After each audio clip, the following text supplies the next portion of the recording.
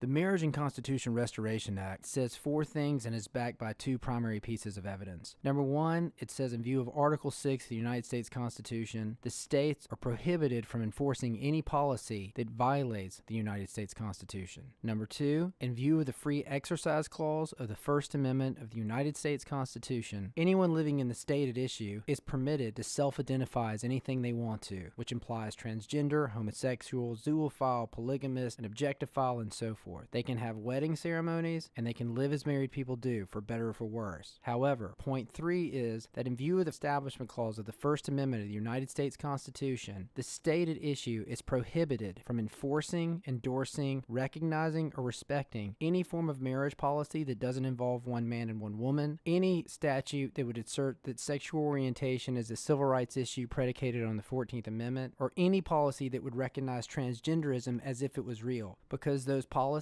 are non-secular in nature. They're actually non-secular shams that have the effect of cultivating indefensible legal weapons against non-observers of the religion of secular humanism, and they have the effect of excessively entangling the government with the religion of secular humanism. Those policies fail the Lemon Test and therefore violate the Establishment Clause. The fourth point of the bill is that the state at issue will continue to respect and enforce man-woman marriage policy because man-woman marriage and man-woman marriage policies are natural, neutral, non-controversial. They're secular in nature. Those policies do not put religion over non-religion. Those policies actually accomplish their intended purposes. There are two pieces of primary evidence that back this bill. There's amicus briefs and testimonials from thousands of ex-gays, medical experts, from persecuted Christians, and from licensed ministers, all of whom have testified under oath that there is no evidence of a gay gene, that the idea that sexual orientation is predicated on immutability is not proven, and they testify that sexual orientation is a mythology, it's a dogma, it's a doctrine that's inseparably linked to the religion of secular humanism. And here's the kicker. The United States Supreme Court has already resolved that secular humanism is a religion for the purposes of the First Amendment Establishment Clause in Torquezo versus Watkins and Edwards versus Aguilard. Therefore, the Marriage and Constitution Restoration Act balances the Free Exercise Clause